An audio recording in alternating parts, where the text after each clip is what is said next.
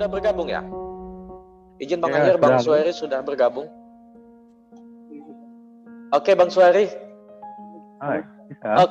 Oke Bang, dengar sudah Bang. Halo. Oke Bang, udah Bang.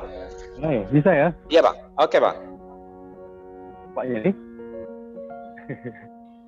Sudah dengar Halo. Bang. Halo Bang. Assalamualaikum warahmatullahi wabarakatuh. Waalaikumsalam. Sebelumnya, karena ini momentum Idul Fitri, selamat Hari Raya Idul Fitri. Semoga amal ibadah kita diterima Allah. Kawan-kawan.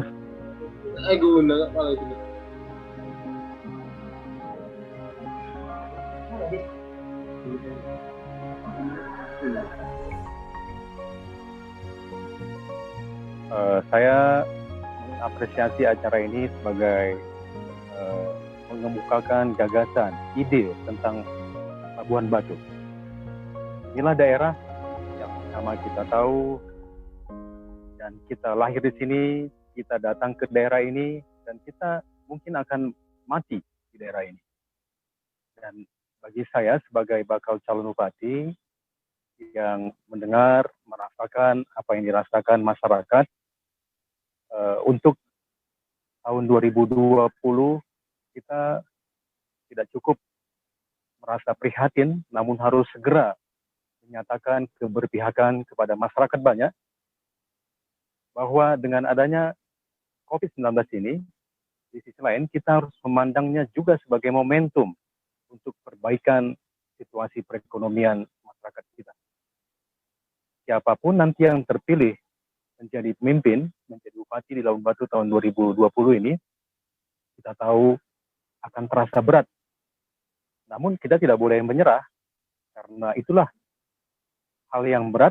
Dan kenapa orang mau jadi pemimpin? Dia harus capek, dia harus melayani, dia harus merasakan penderitaan apa yang dirasakan rakyat. Nah, apa yang harusnya dilakukan?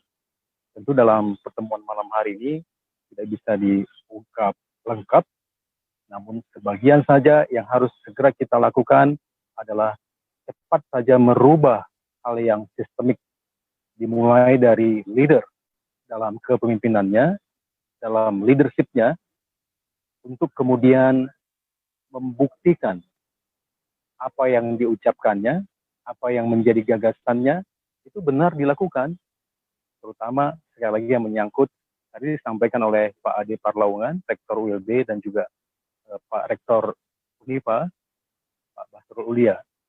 Poin penting adalah bagaimana rakyat ini bisa meningkat perekonomiannya. Nah, untuk itu, bagi saya, momentum Labuan Batu bangkit bisa menjadi lebih baik. Ini harus dikerjakan bersama-sama dengan benar-benar masyarakat merasakan kehadiran pemimpin. Kedua, benar-benar kita tahu masyarakat Labuan Batu itu yang mana, kemiskinannya seperti apa, profesinya sebagai petani berapa banyak, petani seperti apa, buruh berapa orang di buruh yang mana, nelayan seperti apa, masyarakat miskin kota juga kondisinya seperti apa. Jadi harus mengenal benar bagaimana populasi jumlah penduduk Labuan Batu yang hampir kurang lebih 500 ribuan itu. Nah, sekarang permasalahan yang dihadapi ini tentu kita tahu dan kita dukung bagaimana Pak Andi sebagai bupati sekarang ini, dan kita berharap kepada beliau dapat kemudian benar-benar bagaimana sekarang kondisi masyarakat ini dapat benar mereka mendapatkan haknya. Demikian Pak Ridwan. Oke, terima kasih Bang Suhari. Kayaknya suasana di tempat Bang Suhari ini agak menarik. Ada pisang, ada jagung.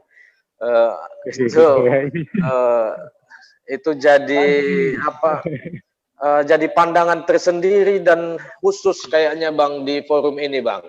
Karena ketupat yang lain, Ridwan. Iya Bang. Ada ketupat. Iya, masih ada ketupat, lebaran ketupat kemarin ya Bang. Mungkin yang lain tuh masih hanya kopi-kopi aja, Tapi di sebelah Bang Suari kita ngeliat ada teh poci, ada jagung, ada pisang, ada ketupat.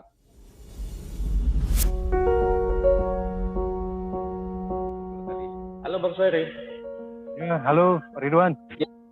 Boleh Bang, tanggapin, Ya, ditanggap pertanyaan kawan-kawan tadi Bang, disilakan Bang. oke, sudah bisa didengar ini? Bisa Bang. Oke, makasih. Ya, tadi saya menyimak dengan baik apa yang disampaikan oleh adik kita, mahasiswa dari IPB ya, di Bogor, Roni Ritonga, dan juga Pak Rusli.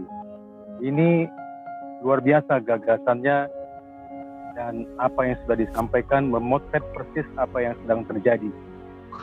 Dan sekarang kemudian bagaimana kita melakukan itu? Nah, harus dibuka kembali ingatan. Sebenarnya Labuan Batu ini sudah punya perda rencana pembangunan jangka panjang. Waktu masa Pak Bupati dan saya Wakil Bupati, pada paripurna DPRD kita menetapkan itu, yaitu Labuan Batu ini menjadi kota rantau rapat, menjadi kota jasa, dan pesisir itu menjadi daerah industri hilir. Artinya, siapapun nanti yang jadi bupati harus juga berdasarkan rencana pembangunan jangka panjang itu. Dan juga sudah selesai rencana tata ruang wilayah dan juga rencana detail tata ruang. Harus berdasarkan ini. Nah, keterkaitan saya tidak ingin mengulas lebih jauh karena saya yakin juga kita merasakan ini sampai titik jenuh. Bagaimana kita sebenarnya bisa di zaman digital ini mempercepat pelayanan kepada publik, pelayanan yang bersifat administrasi, pelayanan yang bersifat pendidikan, bagaimana disampaikan adik kita Roni tadi itu. Nah, untuk itu kita memang harus segera bangkit. Bagaimana melakukannya? Nah, saya singkat aja dulu, contohnya dalam penanganan COVID ini. Nah, cara berpikirnya harus apa yang kita lakukan satu, itu punya efek spiral atau berlipat ganda efeknya. Nah, bagaimana contohnya? Ekonomi kerakyatan disampaikan Pak Budiono tadi itu excellent, bagus sekali. Namun, mindset kebanyakan kita menganggap, mana mungkin itu bisa dilakukan, kan gitu. Padahal di negara-negara lain itu betapa cemburu melihat kekayaan alam kita, pertanian kita. Sayur mayur bisa cepat tumbuh. Ubi, jagung juga bisa dengan masyarakat terbiasa melakukan itu. Nah, COVID-19 tadi saya katakan di awal ini momentum. Seandainya bisa diketahui dengan baik berapa banyak petani sayur yang betapa banyak petani cabai yang harga cabainya rendah akibat tidak ada pesta karena COVID dilarang, berapa banyak pedagang kecil yang di along-along jual sayuran keliling, dia tidak bisa lagi berjualan akibat COVID. Nah, seharusnya bayangkan, ini kan momentum. Kita dapat tahu, misalnya di Jawi-Jawi, berapa banyak petani cabai. Kita beli dari sana, kita efektifkan e-warung, bagaimana diatur dalam Kementerian Kemenko, bahwa e-warung ini juga bisa berfungsi untuk menampung dan menumbuh kuatkan potensi lokal. Nah, jadi kita bisa membeli produk petani itu. Itu contoh kecilnya. Dan kita bisa masak, contohnya, masak leluasa sekali buah-buahan dari Cina masuk ke wilayah kita. Memang kita tidak bisa lagi melarang gitu kan, karena itu efek perdagangan bebas. Nah, seharusnya buah manggis kita pun sudah bisa sampai ke kota Shanghai, ke kota-kota lain di Cina, dan juga ke Eropa. Petani-petani kita juga bisa leluasa membanjiri pasar di negara lain. Nah, memang kalau petani kita dikatakan seketika itu, walah Pak, abot lah Pak, kok nggak laku, siapa yang tuku Pak? Nek nanam gor cabai wae, kata sering kita dengar begitu. Nah, disinilah bukti seorang leader, a leader in leadership, membuktikan seorang pemimpin dalam kepemimpinannya membuktikannya bahwa dia benar melayani.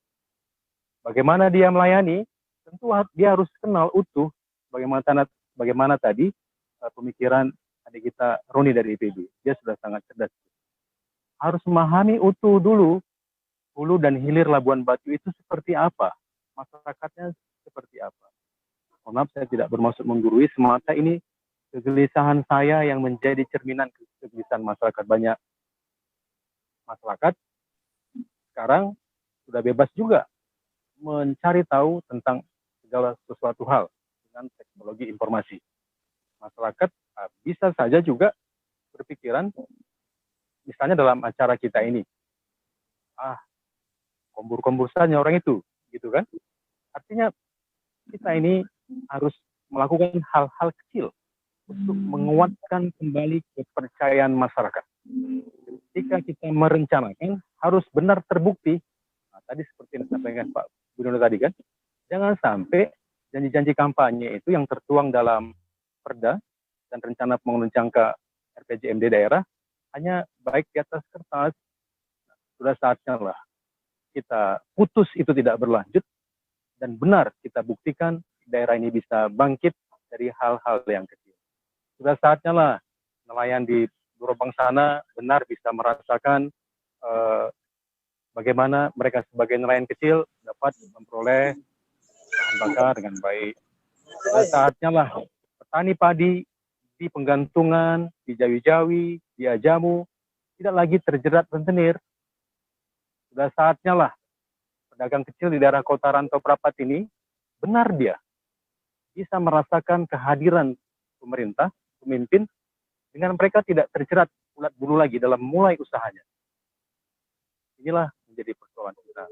Dan dalam event pilkada, kita juga tidak lagi manusia ini disuruh berlomba satu sama lain, tapi sudah saatnya untuk daerah kita ini benar-benar dapat merajut bersama siapa yang mau menjadi pemimpin, benarlah.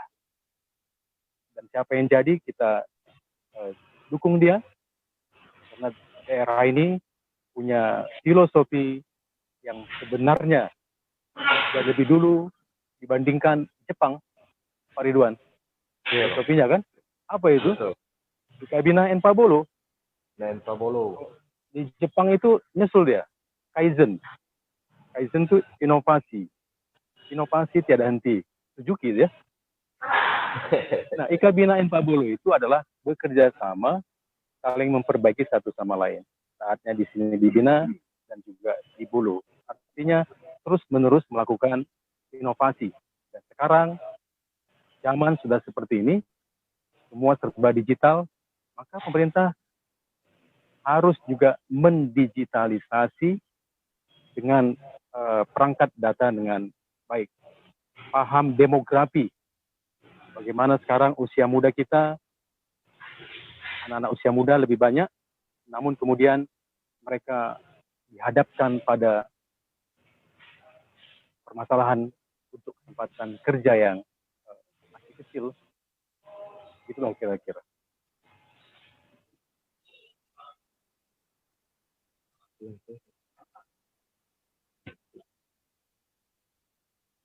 Halo Bang. Halo, Ridwan. Iya Bang, sempat hilang suaranya Bang. Oke Bang, lanjut Bang. Oke. Ya, begitu dia. Jadi itu tadi dia mengenal pertama ada sudah rencana pembangunan jangka panjang daerah, menjadikan daerah ini kota jasa dan industri hilir. Daerah pesisir itu menjadi hilirisasi. Dan kedua, menanggapi oleh Lutfi dan juga adik kita tadi itu mahasiswa dari IPB, berarti kita juga harus menyiapkan benar-benar perubahan sistem yang baik, yang kemudian bisa dengan sistem itu menjadi cerminan masyarakat dapat melayani dengan baik. Saya kira itulah dulu. Oke Bang, terima kasih Bang Suari. Tadi cukup komprehensif juga penjelasannya ini.